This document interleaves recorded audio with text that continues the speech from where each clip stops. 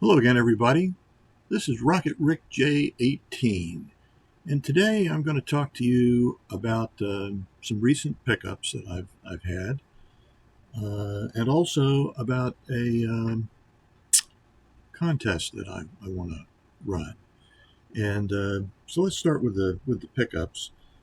Um, as you might recall from previous videos, I'm working on trying to put together a set of 1940 play ball cards. It'll be my second, if I get it done, if and when.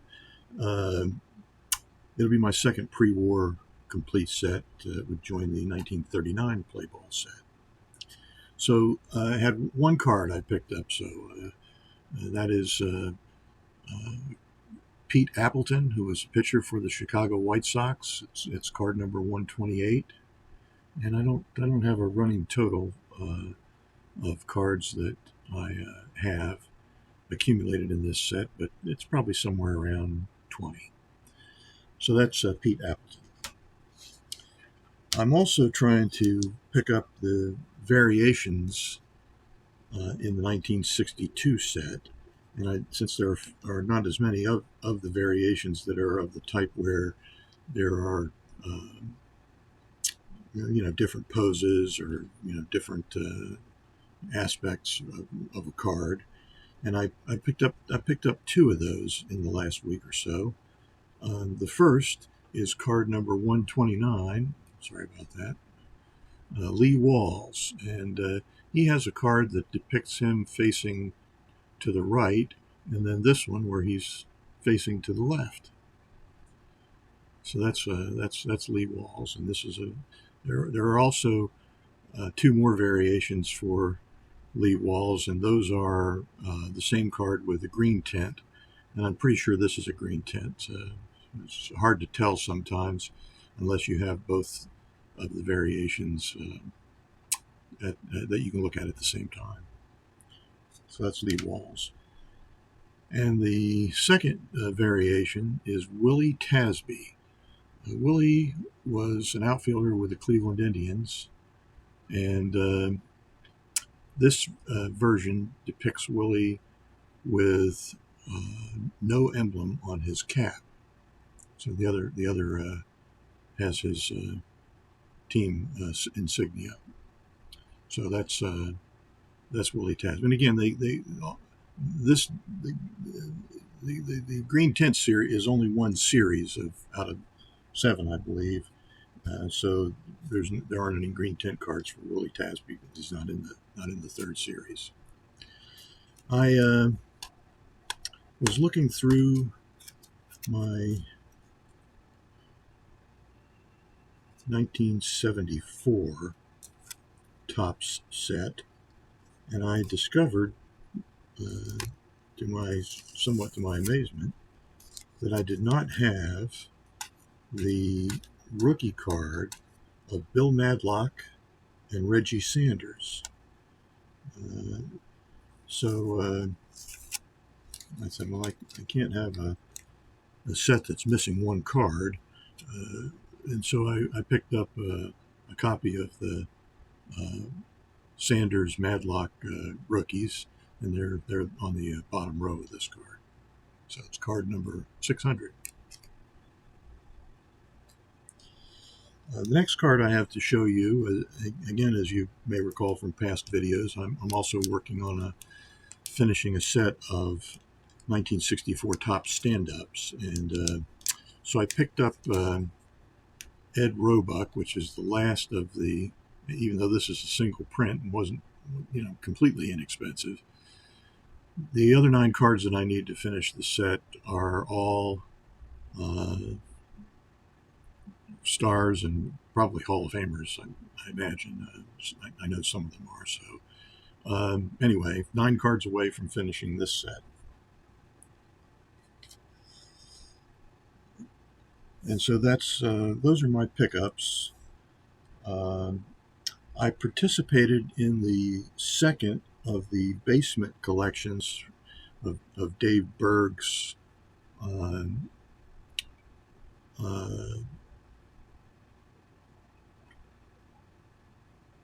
father, And so the first three cards that I got in that sale were two 1970 rolled gold cards, and they had some cards that are uh, Hall of Famers, non-playing Hall of Famers, and so I picked these up. These are 3D cards, and they were reprinted I think in 1972 as Kellogg's cards. So the first of those, two of those, is the Honus Wagner card. So that's card number one of the two, and card number two of the two is the Pie Traynor card. Of course, Honus Wagner and Pie Traynor were Hall of Famers with the Pittsburgh Pirates.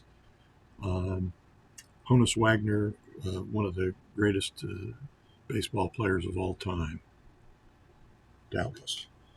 And then from the 1974 top set is the Walter Johnson All-Time All-Star, card number 349. Walter Johnson is the second winningest pitcher in the history of modern Major League Baseball. He won 417 games. The only pitcher who surpassed him was Cy Young, who won 511. No other pitcher has won 400 games or more. Two, Walter Johnson and Cy Young. The next two on the list are Grover Cleveland Alexander and Christy Mathewson with 373 wins, total wins each. So Walter Johnson. And that's those are the other items that I won in the basement collection auction. First, a set of postcards called Legends of Baseball, and they are postcards. In fact, they were issued by the United States Postal Service, and I'm not going to open these and look at them because it's in a sealed collection. All Century Team, if you want to, it has on the back label here, and I'm going to leave it as is, at least for the time being. And then I also picked up two Great Moments Dick Perez cards, and they are autographed. The first one is Hall of Famer Billy Herman, and so I got this at a very good price, which, considering that it's a Perez Great Moments card, and it is a Hall of Famer to boot, I thought the price I paid for that was pretty good. And the second one is one of my all-time favorite players. I watched him in person and on television, listened to him on the radio, and followed him while he led the Pittsburgh Pirates to two World Series championships, the first in 1971 and the second in 1979, both times beating the Baltimore Orioles. And that is Willie Pop Stargell, one of the all-time great Pittsburgh Pirates and great baseball players of the modern era. Just so reliable in clutch situations. Ended up with, I'm going to say 475 home runs, something like that. He was a Hall of Fame player in the 1979 regular season, and he also was the MVP of the World Series.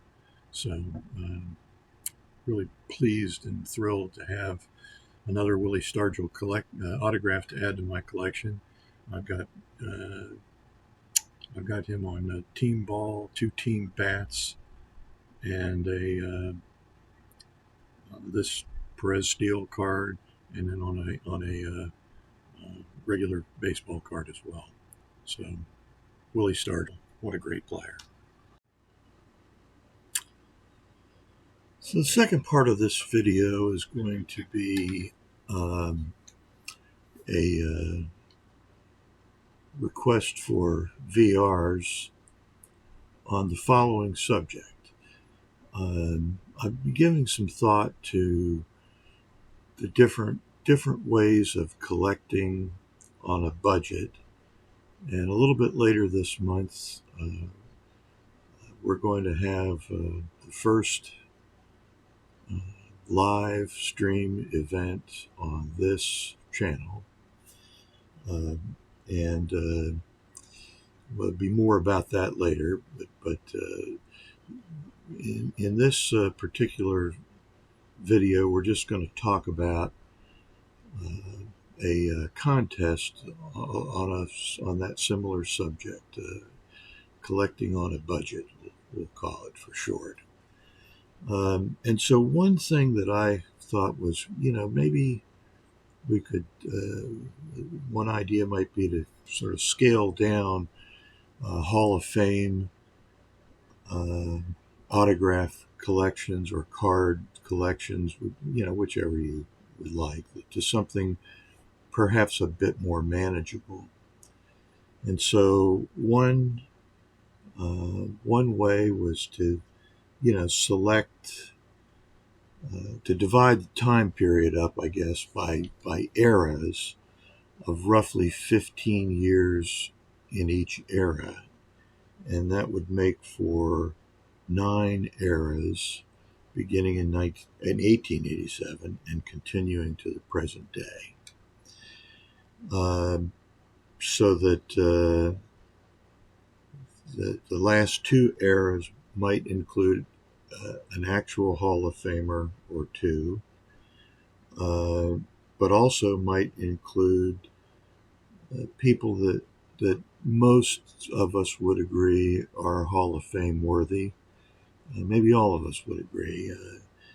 So I'm going to give you the list of eras.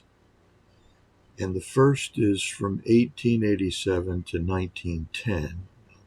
Of course, that actually includes 23 years, but so that's one of the ones that's not 15.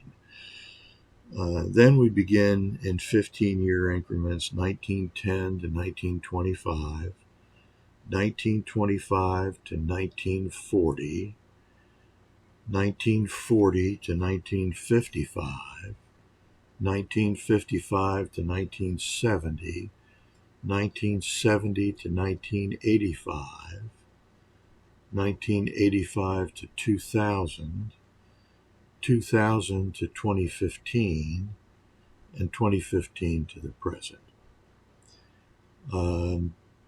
Now I've made some picks. These do not necessarily have to be your picks. You might like some of them. You might think that others are, that there's better choices, and there very well might be. It's quite possible that I've just absolutely overlooked somebody. But if I were to pick 5 from let's say the period 1910 to 1925, my 5 would include Babe Ruth, Ty Cobb, Walter Johnson, Joe Jackson, and Tris Speaker. So those are, they're all Hall of Famers, and no argument, well, except for Joe Jackson. So let me tell you a little bit about Joe Jackson and Pete Rose. Gamblers are okay. And the reason it's okay is because Major League Baseball is now affiliated with organized gambling.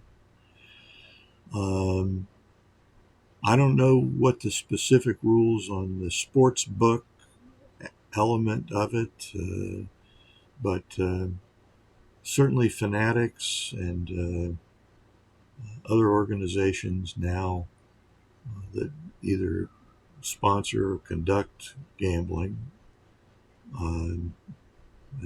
apparently it's okay to be associated with them. So I figured if it's good enough for today, it's good enough for Joe Jackson and Pete Rose. Maybe others. Certainly there are others, but But those two are ones that I think are not in the Hall of Fame. But most people think that if you just rated them on their playing abilities, they would deserve to be in. Let's talk for a minute about who's not included. There are no players on this list that are eligible, let's say, who are involved in the steroid era, or connected with, or believed to be connected with, whether that's strong enough or not. And there probably are any number of players who have taken steroids and are in the Hall of Fame, or taken other not unprescribed prescription drugs that are in the Hall of Fame. By his own admission, well, he's not in the Hall of Fame. Doc Ellis pitched a no-hitter, allegedly under the influence of LSD, and there are plenty of people who I'm sure have smoked pot and done other things of that nature. So we're not going to judge the ones that didn't get caught, so to speak, or for whom there is just compelling circumstantial evidence to suggest that they did use steroids. So that's about all that I really am going to say about eligibility. If they played Major League Baseball and they're eligible for the Hall of Fame, that is 10-year careers except by special exception, and meet the other criteria, whatever those are, for skills and what have you, then they have a chance to be in. So I'm going to pick another era, 1955 to 1970, and my five players are probably no shock to anybody: Mickey Mantle, Willie Mays, Hank Aaron, Roberto Clemente, and Sandy Koufax.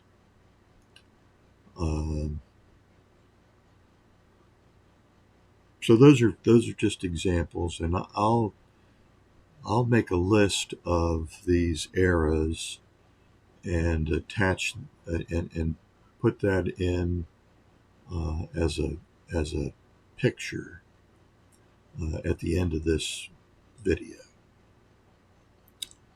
So that's the idea, and what I'd like for you to do is make a video response with your 5 picks, or up to 5, no more than 5, for if you were going to collect in this manner, and that, which is to say, limiting the Hall of Fame players to 5. They don't have to be this 5. They don't even have to be the best 5. They're going to be your 5, and we're going to talk about them when we have the wrap up and the awarding of the prizes. So let me tell you that the prizes are going to be for the first person selected, and these are going to be drawn at random. So it's not everybody's going to be eligible. You don't have to pick the best according to anybody. It's just your picks. So here's the first prize, and this is the Veteran Masters card from the 1963 Topps set, featuring Hall of Fame managers, or managers who are in the Hall of Fame, either as a player or as a manager. Casey Stengel, who 10 American League titles and 7 World Series. So that's Casey Stengel. And the other is, of course, Gil Hodges, who is in the Hall of Fame as a player, having been elected last year by the Veterans Committee. By last year, I mean to 2022. So that's the first prize. If you're picked first at random, then you'll get this card. And if you're picked 7, you'll get this card, which is the 1963 Fleer, Bill Mazeroski, and he is also a member of the Hall of Fame, and he was also selected by the Veterans Committee. So there's 2 examples of people, or 3 examples, I guess, of people who are eligible.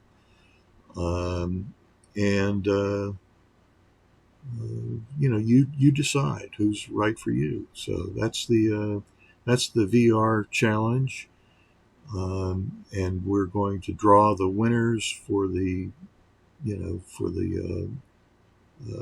responses, those who do respond, at the live stream event later this month, about which you will hear more later, not in this video. So that's what I have for you today, and I'm going to conclude this portion of the video. I will put on a picture of the list of eras and attach it to this so that you can see and have plenty of time to copy down what the eras are. Then you pick 5 Hall of Famers that you want to collect, or near Hall of Famers. If you think it's somebody who deserves to be in the Hall of Fame and you want to collect that player, then you can certainly do that.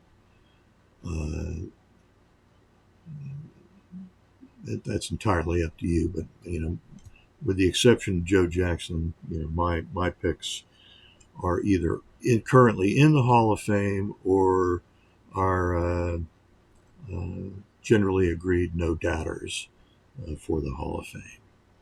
So we conclude this portion of the video, and let me say, as I usually do, this is Rocket Rick J18, wishing all of you out there that all your collecting dreams will come true.